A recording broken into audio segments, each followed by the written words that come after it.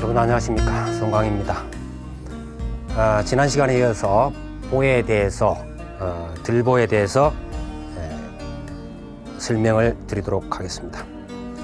자, 우리가 이제 보 가운데서 가장 친숙하고 잘 아는 보, 그것은 대들보죠. 대들보.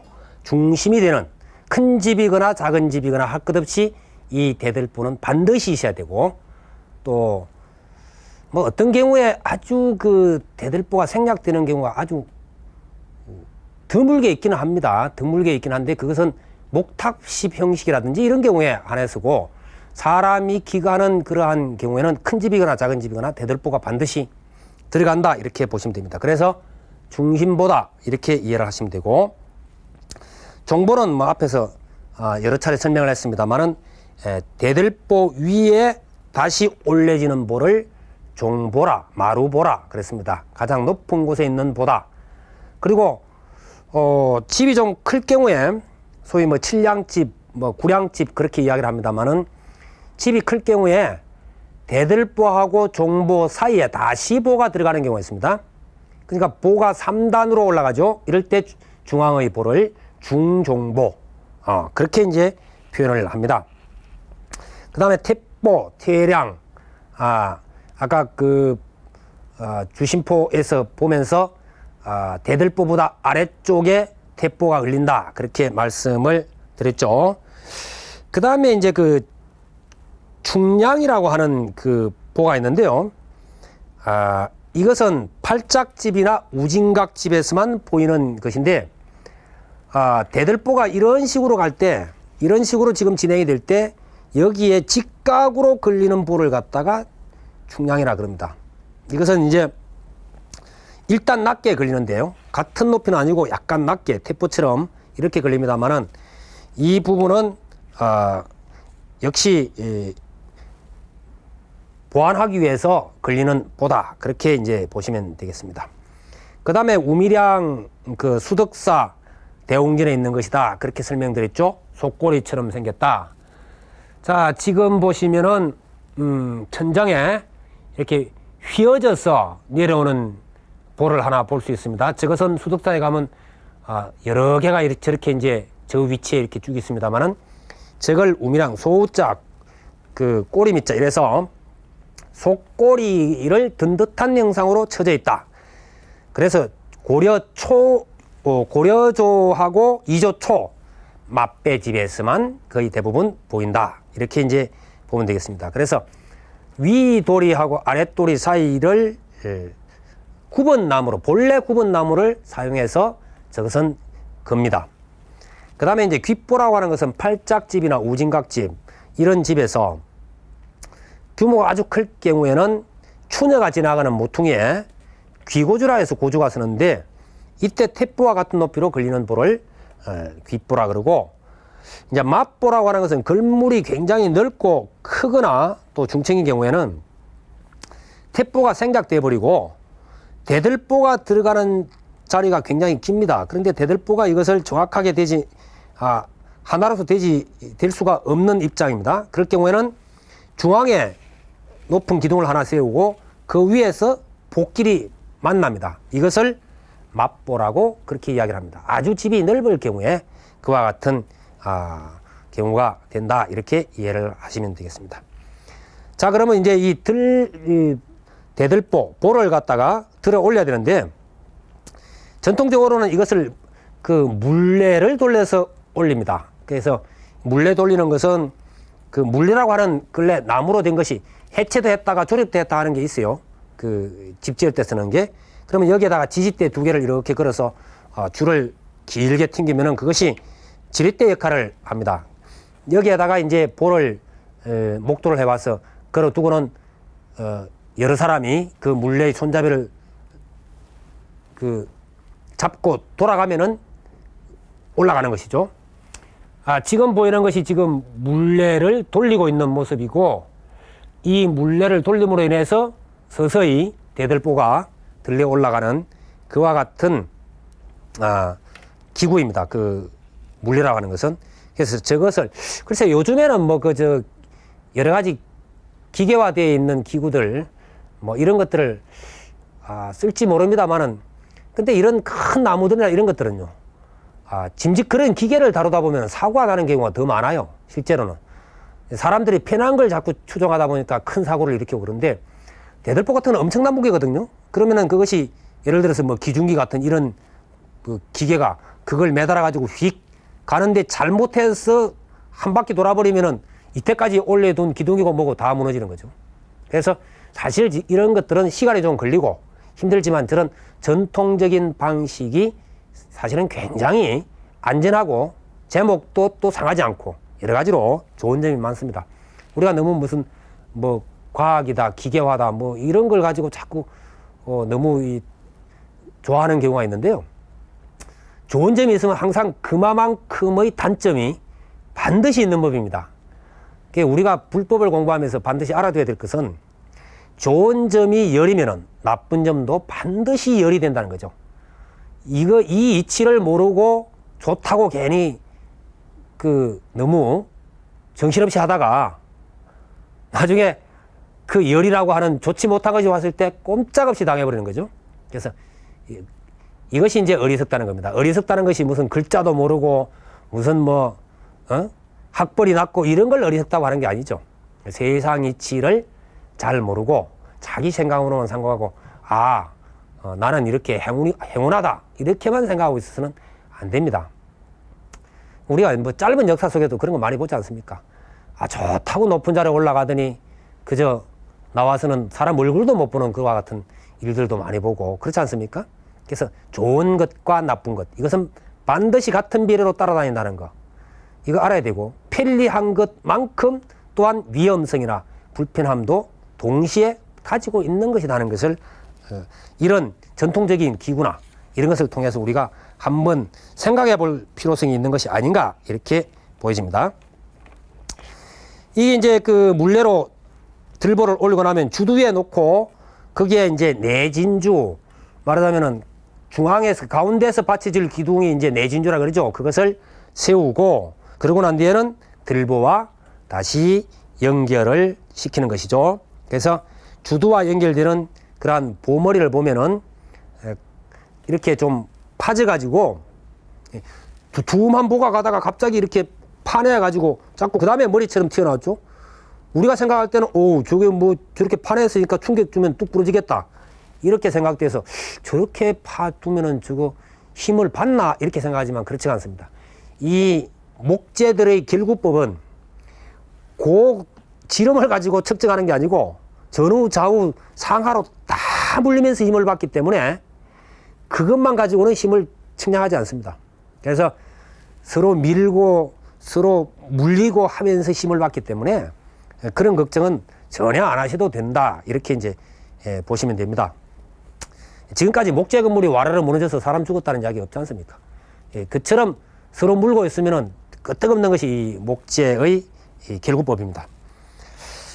그 다음에 그 들보는 이제 지붕의 무게를 받게 되는데 기둥 사이에 그 가로로는 창방이 먼저 끼워졌죠. 그 다음에 세로로는 이제 들보가 올라가서 꽉 짰습니다. 그렇기 때문에 여기에서는 십자형으로 서로 물려 있어 가지고 절대로 움직이지 않습니다. 그 다음에 이제 그 장해와 소로라고 하는 것이 있는데 자리 화면을 지금 보시면은 손이 가 있는 부분이 소로, 그 옆이 이제 판으로 되어 놓은 것이고 그 위가 장해라고 하는 것입니다. 그러니까 지금 세 가지가 합쳐진 겁니다. 이제 저것을 내리치면은 딱 밑에하고 마주치게 되어 있는 그러한 것이죠. 그래서 창방하고 탁 만나게끔 저렇게 장해, 소로, 그 다음에 판을 가지고 연결을 시켜주는 판 혹은 뭐 각재 그렇게 쓰면 되죠. 그래서 이 장해는 창방하고 똑같은 방향으로 갑니다만 그 위에서 사실 그 돌이 그 위에 올려질 도리의 인장력을 높여주고 도리가 굉장한 무게를 받거든요. 석가래가 다 걸리니까 그 인장력을 높여주고 또 이연 부분, 도리의 이연 부분을 떠받쳐주는 그런 역할을 합니다. 그래서 그 아래 창방하고 위의 그 장해가 사실 이렇게 좀 떠 있는 상태이기 때문에 그것을 보완해 주는 것이 소로라고 하는 것이고, 그 다음에 소로와 소로 사이, 소로와 기둥 사이는 빈 공간인데 비워두면 거기에 바람이 쑥쑥 들어가고 또 비바람 들어가고 벌레도 새들도 들어가고 그렇기 때문에 각재나 판재로 저것을 막는다. 그렇게 보시면 되겠습니다. 그 다음에 이제 올라갈 것이 사실 이제 그 도리라고 하는 것인데, 도리.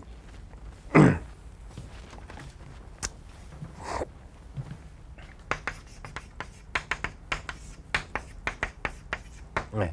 이제 도리라고 그렇게 이야기를 합니다만은, 이 도리는 석가래, 이걸 연목이라 그래요. 연목. 그래서 목수분들이 그냥 연목 그러면은 연목이 뭔가 이렇게 아시지 마시고, 석가래를 이야기한다. 장년 그러면 긴 석가래, 처마 쪽으로 내려와 있는 석가래, 단년 그러면 용마루 쪽으로 올라가 있는 석가래, 그렇게 이제 보면 됩니다. 긴 석가래, 짧은 석가래. 그래서 이 석가래를 걸기 위해서 얻는 나무가 바로 돌입니다. 그래서 지붕의 무게를 많이 받는 부재다 그러면 되고, 그렇게 하시면 되고요. 그 다음에 제가 아까 그 굴돌이 납돌에 이야기를 했죠. 둥글게 깎아서 올린 나무 도리를 굴돌이라 그러는데, 가정집 같은 데서는 이것은 남자들이 거처하는 집에 사용됩니다. 그 다음에 네모난 도리를 납돌이라 그러는데, 이것은 여자분들이 사용하는 집에 보통 일반 가정에서는 그렇게 이제 이야기를 했습니다. 뭐 이게 음양사상과 연관이 되어져서 이렇게 한다, 뭐 그런 얘기들을 하죠.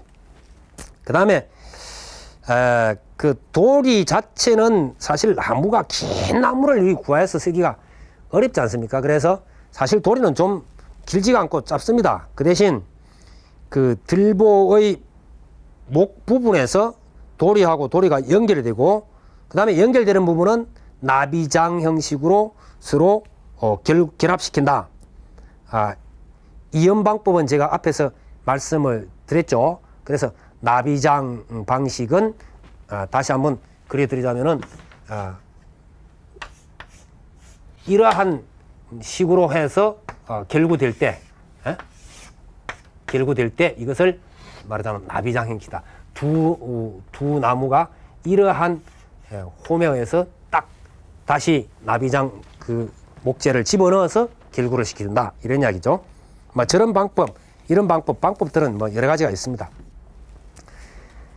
그 다음에 이제 그 귀기둥이나 모서리가 있는 곳에서는 열십자로 결합을 하는데, 열십자 결합을 하는데, 그것을 왕지짝이라고 그렇게 이야기합니다. 지금 그림을 보고 있는 것이 저게 지금 도리를 올리고 있는 모습입니다. 도리.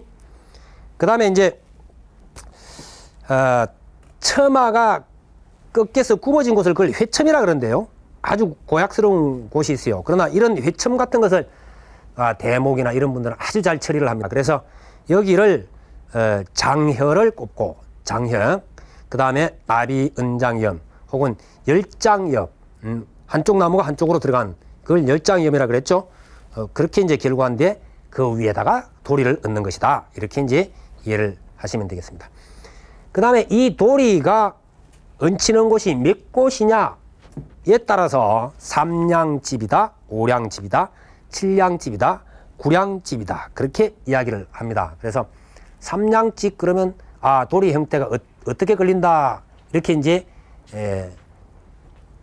궁금해 하시는 분들은 이번 기회에 확실히 알아두시면 됩니다. 이게 지금 까맣게 되어 있는 부분이 굴도리가 지금 쭉쭉 걸려 있는 곳이죠. 굴도리가. 그래서 이때 이것을 삼량집이라 그럽니다. 그러면 이 부분이 소위 그 대들보가 되겠죠. 대들보.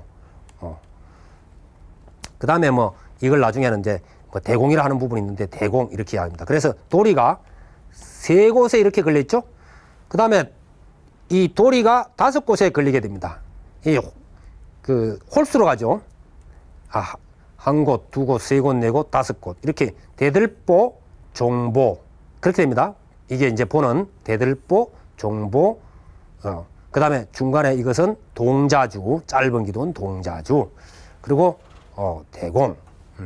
그 다음에 이제 7개의 그 도리가 걸리는 경우 이런 식으로, 그 다음에 9개가 걸리는 경우, 요렇게 이제 그 삼량집에서 구량집까지를 이야기를 하는 경우가 있는데, 결국 그것은 도리가 어디에 몇 곳에 걸리느냐 하는 것을 가지고 우리가 분석한다 그러면 되고요.